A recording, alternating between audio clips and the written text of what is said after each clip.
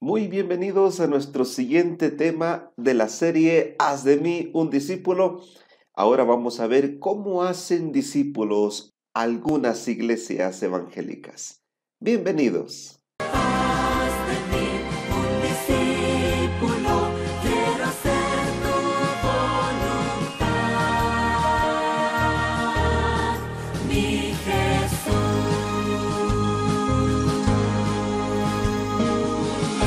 Muy bien, como les decía, vamos a hablar un poquito acerca de cómo hacen discípulos algunas iglesias evangélicas, ya que éstas componen buena parte de lo que es el cristianismo a nivel mundial.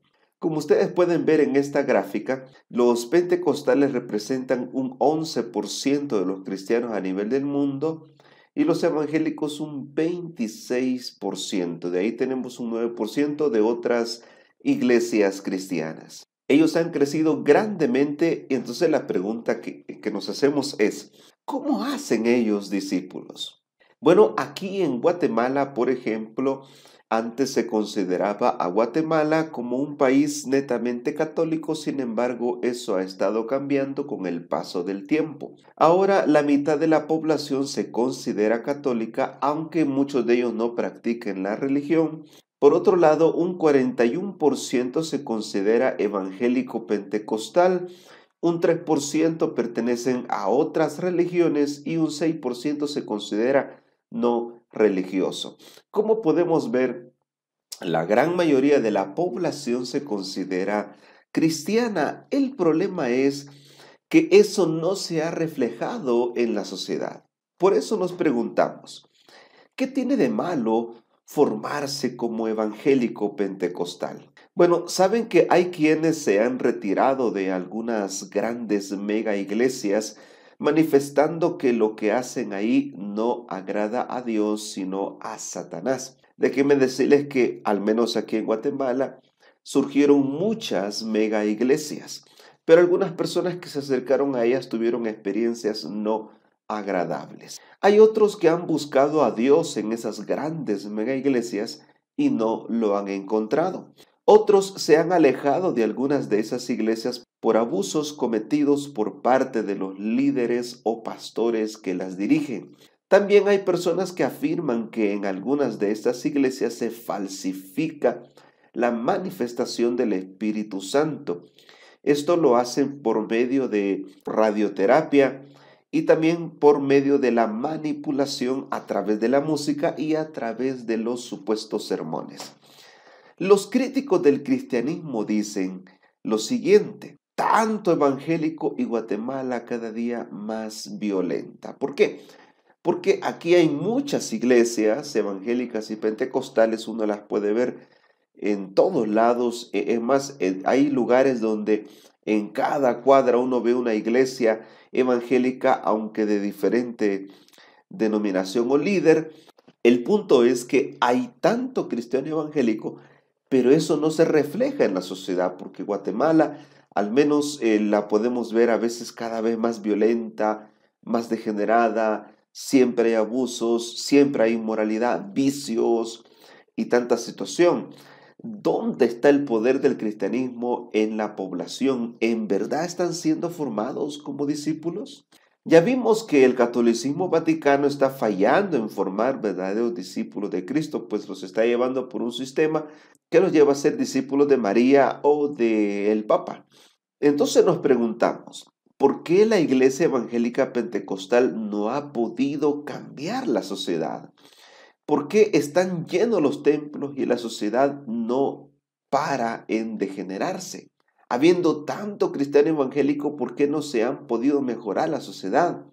¿Será que en verdad han llegado a ser cristianos? La respuesta podría ser que la mayoría de las iglesias evangélico-pentecostales no están haciendo verdaderos discípulos de Cristo.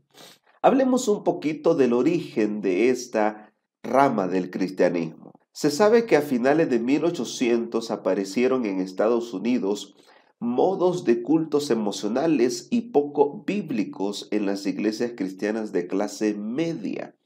O sea, los cultos eran más emocionales y menos racionales. más dados a sentir que a poder estudiar la palabra del Señor.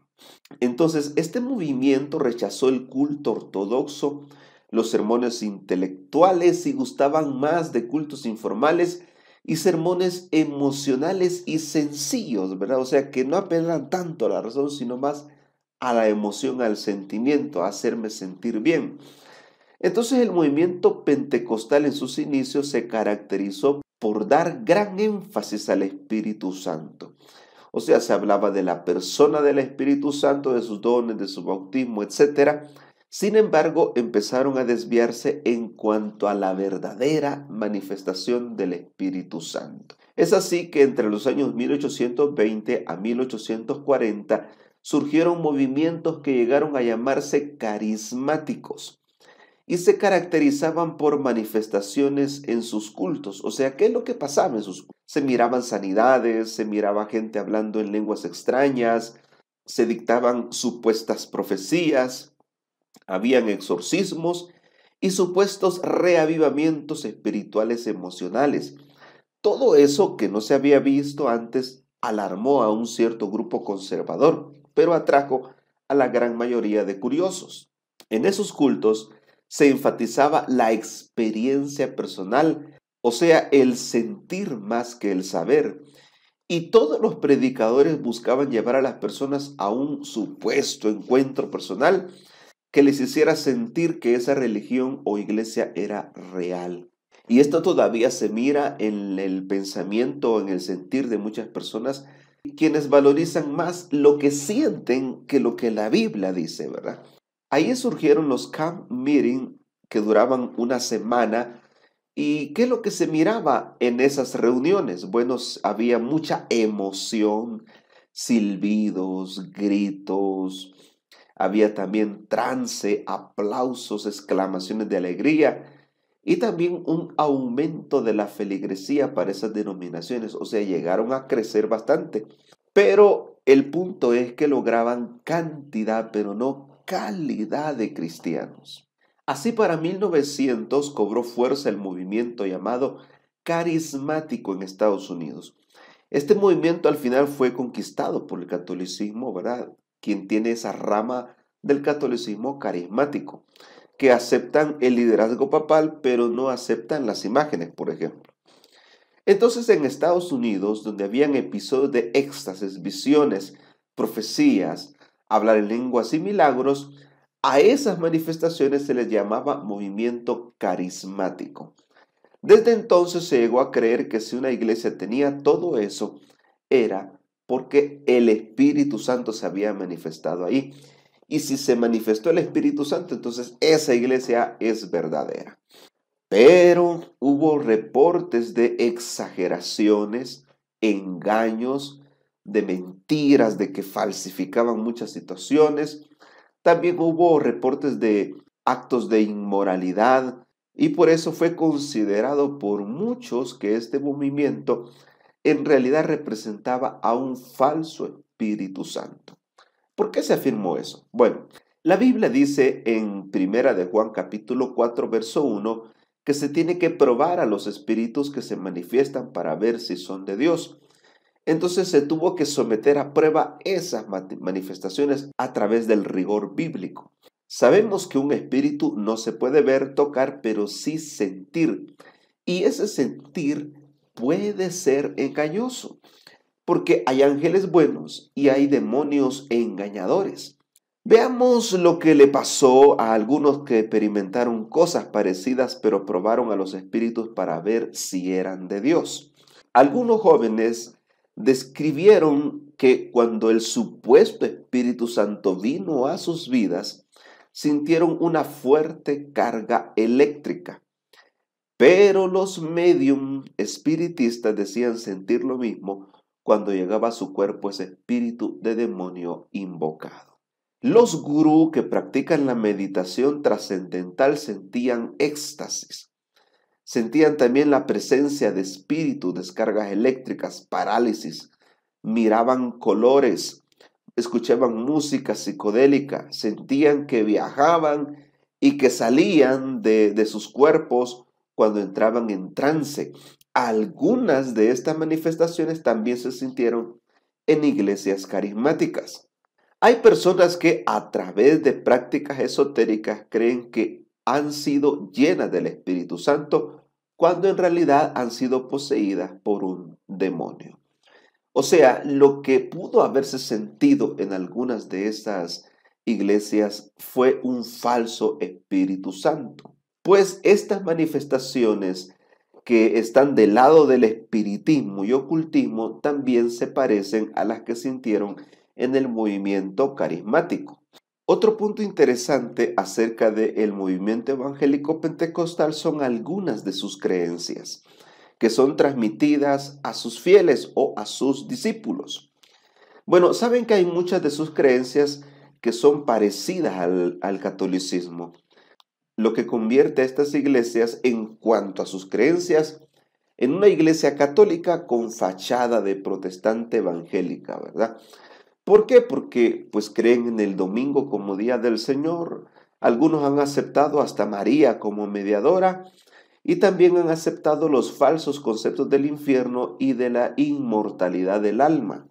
También hay otras creencias propias que caracterizan a algunas de estas denominaciones, ya que estas denominaciones evangélico-pentecostales se caracterizan por ser congregacionalistas. Lo que significa es que cada congregación es independiente, tiene su propia autonomía, ¿no?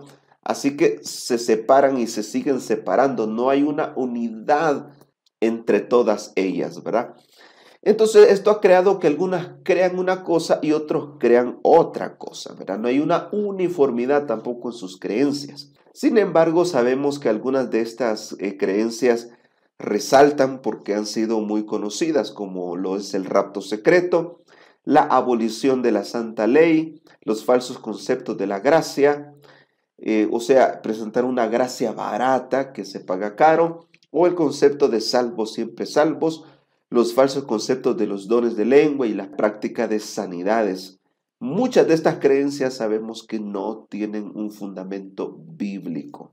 Otro detalle interesante en cuanto al movimiento evangélico pentecostal es su método de discipulado. Creo que aquí hay dos grandes grupos, ¿verdad? O sea, dentro de este movimiento hay dos grandes grupos. Están los que buscan agradar a Dios según la luz recibida y los que buscan maneras no bíblicas de ser discípulos. O sea, hay iglesias evangélico-pentecostales que están haciendo lo mejor que pueden, lo mejor que saben, lo mejor que han entendido según la luz que les ha llegado, ¿verdad? Sabemos que hay muy buenos cristianos en muchas de estas iglesias, pero también hay mucho falso cristiano y esto se refleja en la sociedad que los rodea. También es bien sabido que ellos, en su mayoría, no hacen campañas evangelísticas para atraer a otros y ganar adeptos, sino que lo que hacen son retiros espirituales a los que llaman encuentros. Esto es todo un proceso, ¿saben? Lo de los encuentros. Ellos hablan del preencuentro, el encuentro y el posencuentro. Ellos trabajan a través de encuentros o retiros espirituales.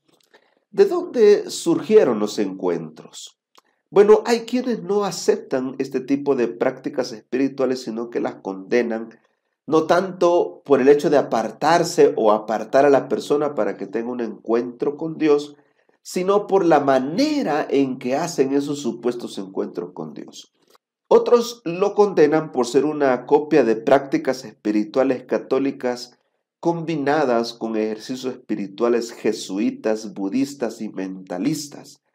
Dichos encuentros se basan en los ejercicios espirituales jesuitas y del Opus Dei que el fraile español José María de Balaguer llevó al laicado católico, y así también pudieron infiltrarlo con los evangélicos. O sea, la manera en que hacían sus ejercicios espirituales los jesuitas y los del Opus Dei es la manera en que se practican la mayoría de dichos encuentros. Por esa razón muchos lo rechazan, porque es una infiltración del catolicismo dentro del mundo evangélico pentecostal. Saben que son muchos los que denuncian que César Castellano, que es un pastor y predicador carismático de Colombia, y Cash Luna, que es otro evangelista y pastor en Guatemala.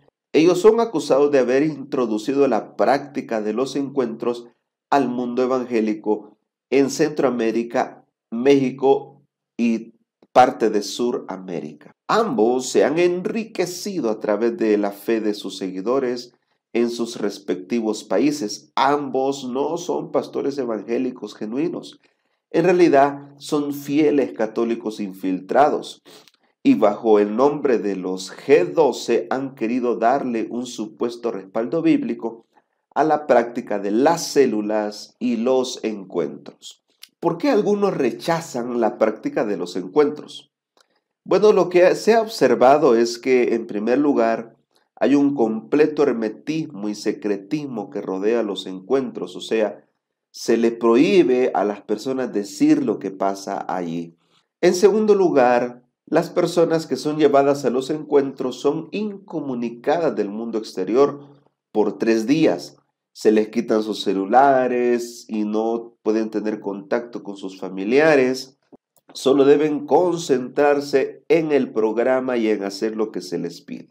En tercer lugar, hay fuertes terapias de regresión practicadas en los encuentros con cierto grado de hipnosis, donde se le hace ver a la persona como un cristiano fracasado o que tiene maldiciones generacionales o supuestos demonios que hay que sacarle, ¿verdad? En cuarto lugar están los psicodramas que rayan en el espiritismo. Y también está la programación neurolingüística, o sea, la persona es sometida a PNL, donde se les hace sentir culpa profunda o estar poseídos por demonios y que necesitan liberación. Esto es considerado por algunos que lo han vivido como pura sugestión, ¿verdad? Y también tenemos las maldiciones generacionales que supuestamente tienen que quebrantar. Entonces también se le pide a las personas que confiesen sus pecados, que los escriban o que los confiesen a su líder ahí. Y el detalle es que han habido chantaje en algunos casos por esa confesión de pecados. Esto ha hecho que algunos rechacen entonces la práctica de los encuentros espirituales. En el caso de los líderes que pertenecen a estas iglesias, para ellos es obligatorio asistir a los encuentros, confesar pecados y participar en todas sus actividades. También hay mucha presión psicológica para estos líderes. Si no tienen célula, si no han reproducido su célula, los hacen creer que están mal o que están en pecado por no haberlo hecho, ¿verdad? También son sometidos a ayunos obligatorios con una especie de penitencia para pedir perdón por sus propios pecados y por los pecados de sus antepasados para romper esas maldiciones generacionales.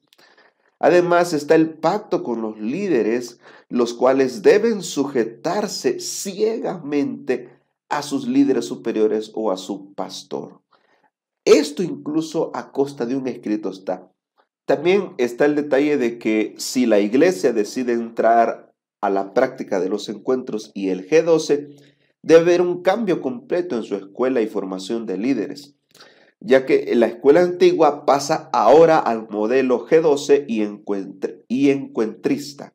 En conclusión, queridos hermanos y amigos, saben, yo he tenido la oportunidad de hablar con muchas personas que han salido de grandes iglesias evangélico-pentecostales y carismáticas, y me han manifestado que ahí no han sentido a Dios, que su experiencia no ha sido la mejor, que creían que estaban en la verdad, pero se dieron cuenta que no era así y tomaron el valor de escuchar la voz del Señor y seguirla, ¿verdad? Salir de estas denominaciones y seguir a Cristo. Algunas de estas personas incluso me han dicho, aquí está, pastor, ahí estaba prohibido predicar profecía. Ahí estaba prohibido llevarle la contraria al pastor y muchos otros detalles que han surgido a través de estos movimientos. Saben que dichas iglesias son las que están captando a los que buscan salvación en Cristo, porque están captando a la mayoría, están atrayendo a la mayoría pero muy probablemente no la están llevando por un camino de salvación. Ahora, Dios puede usar hasta cierto punto a estas iglesias o a algunas de estas iglesias, pero no lo hará para siempre. Llegará un momento en el cual dejarán de ser sus canales por los cuales Él derramará su gracia y salvación. Entonces, los que en verdad estén en camino con Jesús oirán la voz del Señor llamándolo y entonces se retirarán de esas congregaciones. Las que implementan el sistema G12 y de encuentros al estilo Opus Dei no están formando verdaderos discípulos de Cristo. A pesar de todo esto, aún hay pueblo de Dios en esas comunidades. Aún Dios está llamando a muchos de esos fieles cristianos. Por esa razón, queremos hacerte un llamado, una invitación. Y el llamado es a practicar el discipulado siguiendo el modelo y ejemplo de Jesús. El llamado es a que nuestro proceso de discipulado sea bíblico y espiritual. El llamado es a responder la invitación que Dios hace en Apocalipsis 18:4 que dice: salid de ella, pueblo mío, para que no participes de sus pecados y no recibas de sus plagas. Hay que salir de Babilonia, hay que salir de la confusión y seguir a Cristo, seguir al líder supremo, al verdadero pastor de pastores. Si tú sientes ese llamado del Señor, acompáñanos en esta oración. Querido Jesús, queremos hoy orar por todos nuestros hermanos evangélicos pentecostales, Señor Jesús. Oramos por ellos para que se dejen guiar por el verdadero Espíritu Santo, el cual lo sentimos desde que estudiamos tu palabra y quien nos va guiando hacia toda verdad. Oramos, Señor, para que si muchos de ellos sienten tu voz llamándoles, tengan el valor y la determinación de seguir esa voz que los llama, incluso a algunos de ellos, a dejar sus denominaciones para no seguir en el error. Por eso oramos en el nombre de Jesús. Amén. Que Dios te bendiga y nos vemos en el siguiente estudio.